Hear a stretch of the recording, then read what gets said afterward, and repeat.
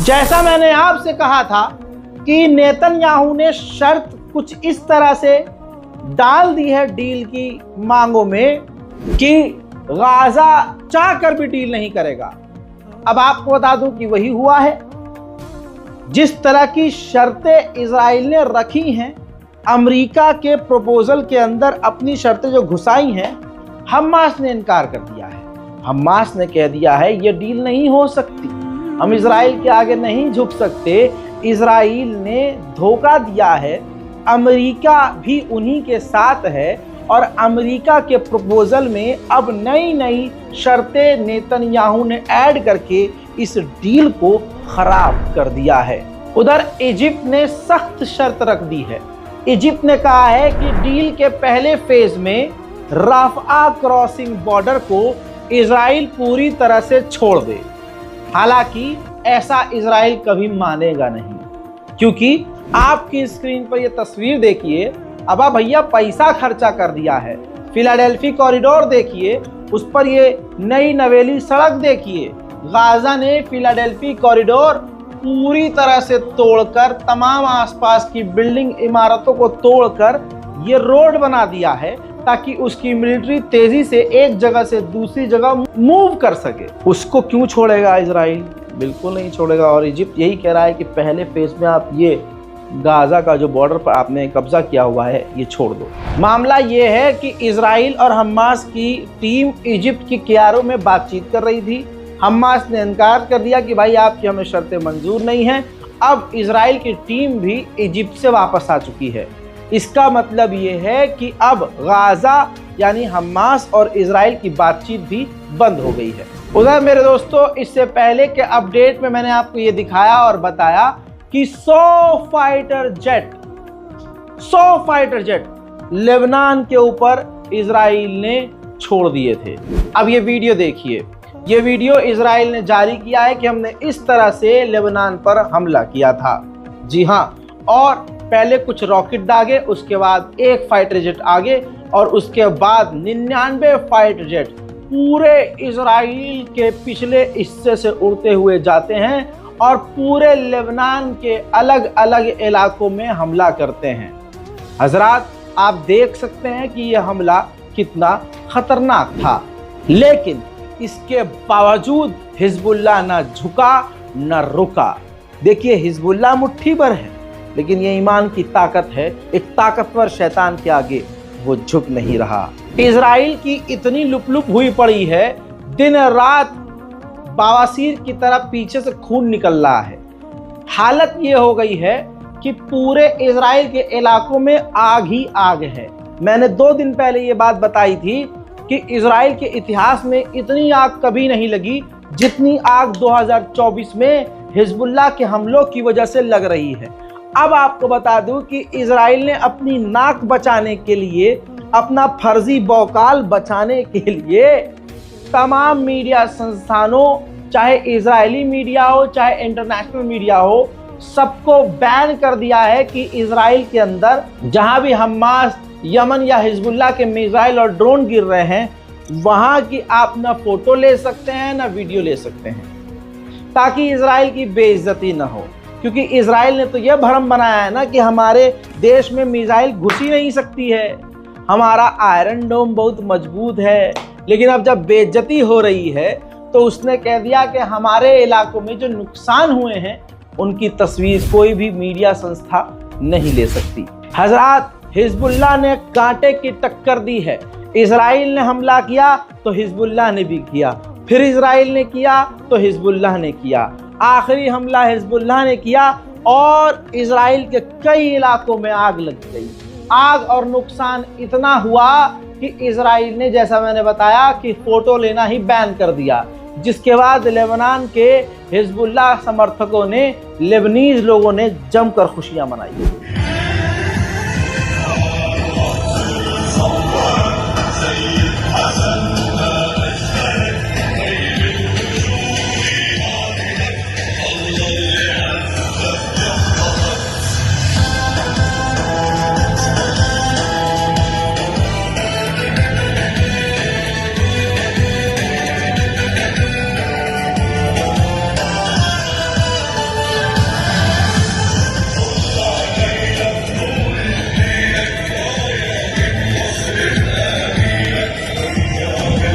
उधर अमेरिकी military official पहले जॉर्डन पहुंचे, जॉर्डन के मिलिट्री ऑफिशियल से मिले, उसके बाद अमेरिका के मिलिट्री ऑफिशियल सीधा इजिप्ट चले गए।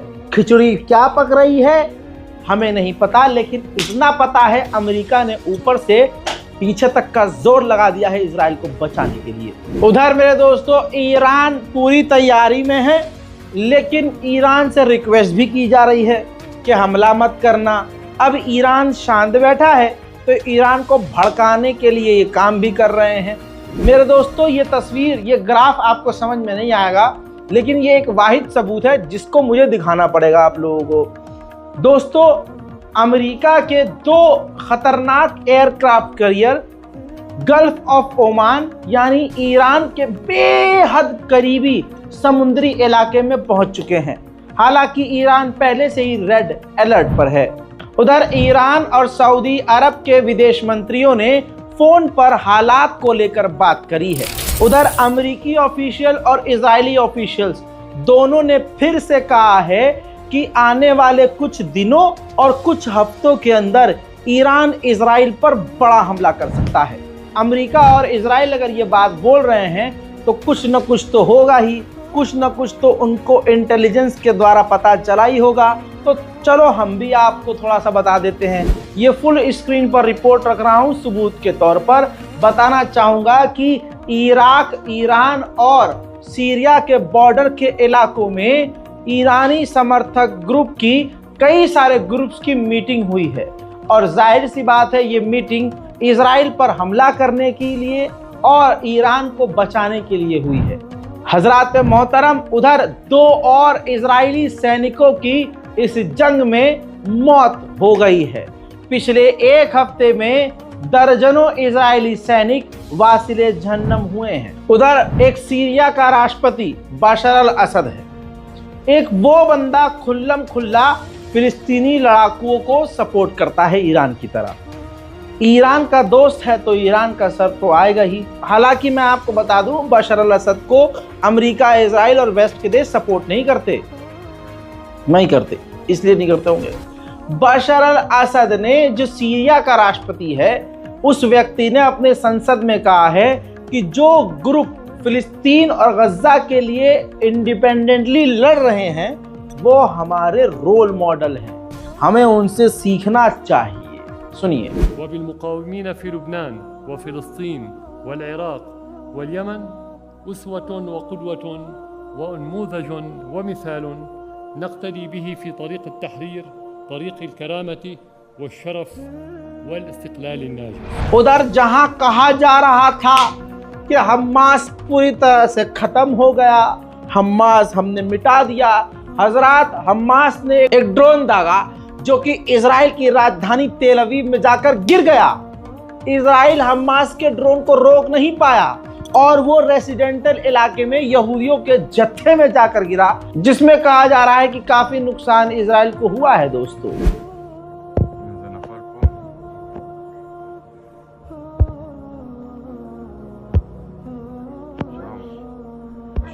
בבסיס הצבאי. उधर जब अमेरिका में पत्रकारों ने बाइडेन से पूछा कि सीज फायर का क्या अपडेट है तो उसने थम्स अप दिखाया, बस, यानी हो रहा होगा या हो जाएगा। उधर इंग्लैंड में तमाम पाबंदियों और सख्ती के बावजूद फिलिस्तीन के समर्थन में इंग्लैंड के लोग सड़कों पर आ चुके हैं। All the crimes in your name. All the crimes in your name. BAE, shame, shame. BAE, shame. All the crimes in your name. All the crimes in your name. All the bloodshed in your name. All the bloodshed in your name. All the bloodshed in your name. All the bloodshed in your name. Your prophets are covered in Palestinian blood. Your prophets are covered in Palestinian blood. Your prophets are covered in Palestinian blood. Prophets are covered in Palestinian blood. Stop arming Israel! Stop arming Israel! Stop arming arming Israel! Denmark एक Islamophobic देश जहां पर हजारों की तादाद में फिलिस्तीन के समर्थन में डेनमार्क के लोग सड़कों पर हैं। देखिए,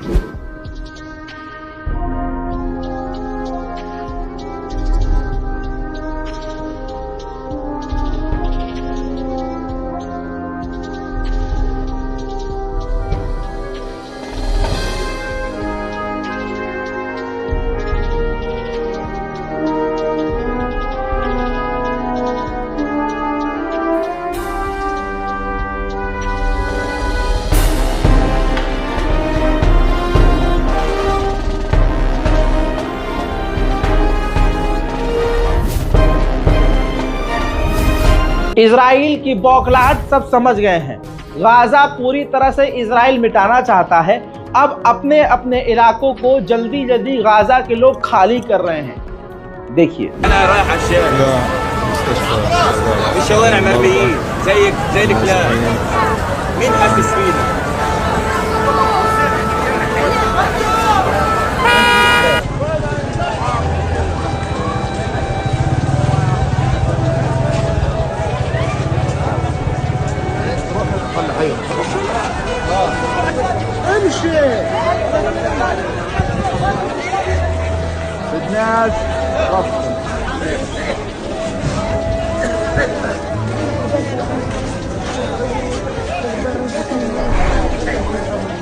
इसी तरह से मैंने आपको बताया था कल कि इजराइल की मिलिट्री कोका कोला पीते हुए गाजा में नरसंहार कर रही है।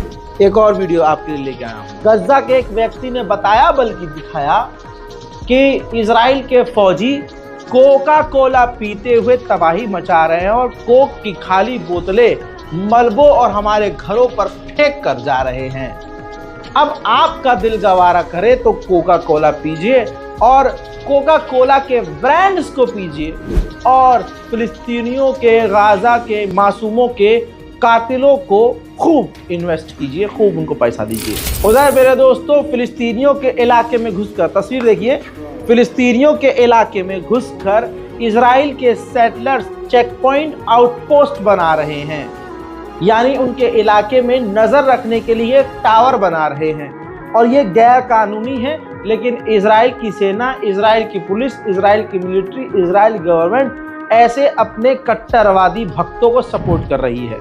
उधर यहूदियों की हिम्मत इतनी बढ़ चुकी है कि अब बैतुल मुकद्दस मस्जिद अल अक्सा के अंदर मुसलमान तो नहीं जा सकता, लेकिन तस्वीर आप देखिए, यहूदी अपने रीति रिवाज के साथ वो सारे रिचुअल्स, सारी चीजें कर रहे हैं जो वो करते हैं, वो भी बैतुल मुकद्दस के गेट पर। इजराइल के आतंकवादी गवर्नमेंट का हाल देखिए, ऐसा ही हाल भारत में भी है। आपकी स्क्रीन पर ये एक तस्वीर देखिए, सन 2015 में, ये पीछे बैकग्राउंड में एक परिवार की जो तस्वीर आपको दिखाई दे रही है, इस फिलिस्तीनी परिवार को जिंदा जला दिया था एक सेटलर ने। वो सेटलर बीच में है जिसके सर पर टोपी है और आजू बाजू में 2 इजराइल की पुलिस बैठी हुई है। तो इस व्यक्ति, इस सेटलर ने 2015 में फिलिस्तीनी एक पूरे परिवार को जला दिया था जिंदा। कुछ समय तक उस सेटलर्स को जेल हुई और उस सेटलर को कुछ दिन बाद रिहा कर दिया गया। तो आज उसी आतंकवादी, उसी दंगाई हैवान से मिलने के लिए इजराइल के बड़े बड़े नेता उसके घर गए थे। यानी आप समझ रहे हैं, ठीक वैसे ही जैसे भारत के आतंकवादी संगठन और गैंगरेप करने वाले, बिल्किस बानो का बलात्कार करने वालों का स्वागत बीजेपी और बीजेपी की महिलाओं और लोगों ने आरती उतार कर किया, ठीक वैसे ही जब मुसलमान महिला का कोई रेप करता है बहुसंख्यक, तो उसके सपोर्ट में उसको जेल से आज़ाद कराने के लिए हिंदू समुदाय का जो संगठन है, हिंदू संगठन, सड़क पर उतरकर मांग करता है कि हमारे बलात्कारी को रिहा कर दो, मुसलमान का ही तो बलात्कार किया है। और जिस तरह से आज भारत में नफरत फैल रही है, चौक पर खड़े होकर कोई भी बाबा हुजूर पाक सल्लल्लाहु अलैहि वसल्लम को गाली बक देता है और जब मुसलमान प्रदर्शन करता है तो मुसलमान ही गिरफ्तार हो जाता है। मेरे दोस्तों, उधर इजराइल के सेटलर लगातार फिलिस्तीनियों के घरों पर, लोगों पर, गाड़ियों पर, खेतों पर हमला कर रहे हैं। मैं गाजा का अपडेट नहीं, ये अपडेट मैं फिलिस्तीन का दे रहा हूँ। मैं आपको पूरी जानकारी दे रहा हूँ, इतनी डिटेल में आपको कोई जानकारी नहीं देगा। देखिए,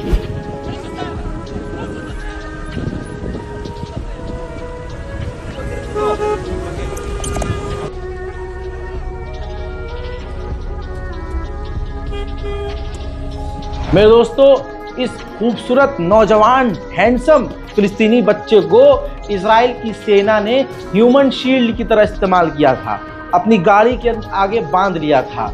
इतनी बुरी तरह से ये बच्चा घायल हुआ था कि अब ये मर गया है, मौत के आगे हार गया है। मेरे दोस्तों, गाजा का एक सबसे मेन शहर देर अल बला, जी हाँ, ये समझ लीजिए गाजा की राजधानी जैसा वो शहर है देर अल बला। वहां पर इजराइल, जिसमें सबसे ज्यादा लोग जाकर बसे हुए हैं, अभी भी हमला कर रहा है। देखिए,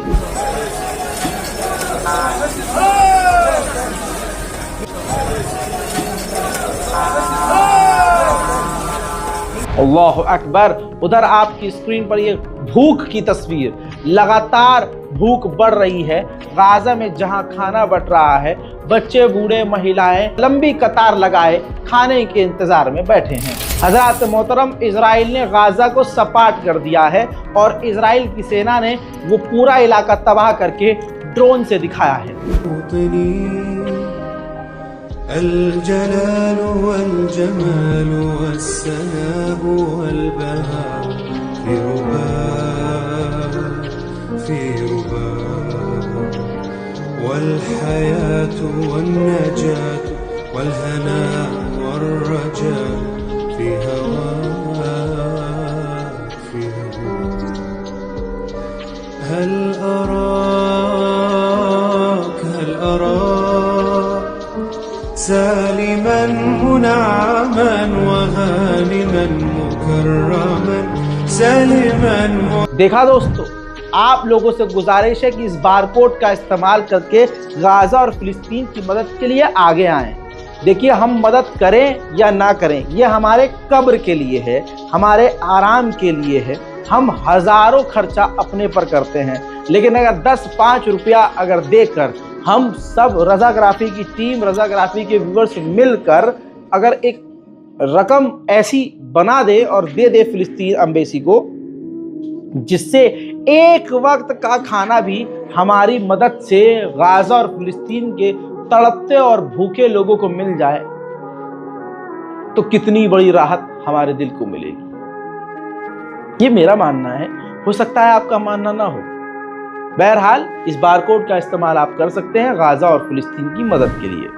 जैसे गाजा के अंदर बच्चों में पोलियो बढ़ रहा है, वैसे ही 4000 बच्चों की स्किन के अंदर खतरनाक बीमारी और इन्फेक्शन फैल रहा है। उधर गाजा के अंदर 49 बॉडीज यानी 49 लाशें गाजा के अंदर मिली हैं, जिनका कोई अता पता नहीं है कि वो कौन है, कहां से। गाजा में शहादतों के आंकड़े बढ़ चुके हैं, 40,405 लोग मारे जा चुके हैं और लाखों अभी लापता हैं। मेरे दोस्तों, आपकी स्क्रीन पर ये मस्जिदों का अपडेट है।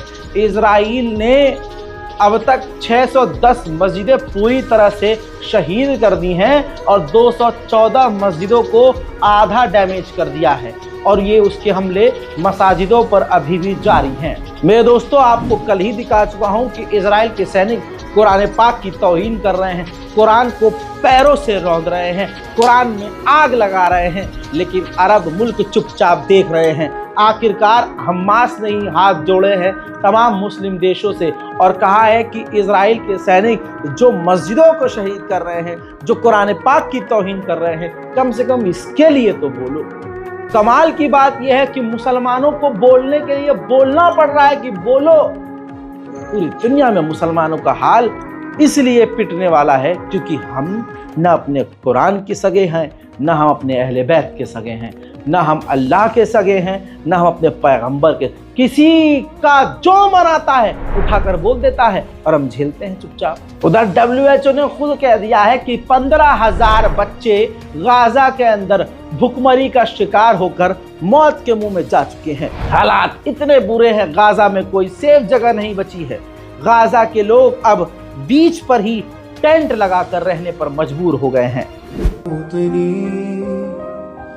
الجلال والجمال والسناء والبهاء في رباك والحياة والنجاة والهناء والرجاء في هواك। ब्राजील के राष्ट्रपति ने दिल ही जीत लिया है। देखिए, तमाम मुसलमान देशों पर लानत भेजने का मन इसलिए करता है। एक गैर मुस्लिम देश का राष्ट्रपति और गैर मुस्लिम पूरी तरह से फिलिस्तीन के लिए तड़प रहा है। आप ये दोनों तस्वीरें देख रहे हैं। उन्होंने फिलिस्तीन का रुमाल गले में पहना है और जिस पर लिखा है कि फिलिस्तीन हमारा है और हम आ रहे हैं। इस तस्वीर ने अमेरिका, जर्मनी, फ्रांस, ब्रिटेन और इजराइल के सीने पर खंजर चला दिए हैं। मेरे दोस्तों, जो हमास के नए लीडर हैं यहिया सिनवार, इस व्यक्ति को पकड़ने के लिए अमेरिका, इजराइल ने ऊपर से लेकर पीछे तक का जोर लगा दिया है। अमेरिका ने नए रडार, नए सिस्टम और नई टेक्निक इजराइल को सौंप दी है कि आप इसकी कम्युनिकेशन को जिस भी थ्रू ये बंदा बात कर रहा है, यानी यहिया सिनवार जहां से भी कम्युनिकेशन कर रहा है, उसकी कम्युनिकेशन को ट्रैक किया जा सके, उसकी आवाज़ को डिटेक्ट किया जा सके, उसकी शक्ल को पकड़ा जा सके, उसको ट्रैक करके उसको मारा जा सके। कहने का मतलब यह है कि जो नया लीडर हमास का है, यहिया सिनवार निशाने पर है। मेरे दोस्तों, एडिशनल रिपोर्ट जो आई है बीबीसी के द्वारा और दूसरे इन्वेस्टिगेटिव जर्नलिस्ट के द्वारा, उनका यह कहना है आने वाले दिनों में यमन के द्वारा इजराइल पर खतरनाक हमले हो सकते हैं। मेरे दोस्तों, इस रिपोर्ट को शेयर कीजिए, इस बारकोड का इस्तेमाल कीजिए ताकि गाजा फिलिस्तीन के लिए हम कुछ तो कर सकें। कुछ नहीं कर सकते तो कम से कम अपनी इबादतों में गाजा और फिलिस्तीन को याद रखें और दुआ करें। दिल करे तो कहीं ना कहीं मेरे लिए भी दुआ कर दीजिएगा, वरना भाई साहब हम काम तो कर ही रहे हैं। जय हिंद।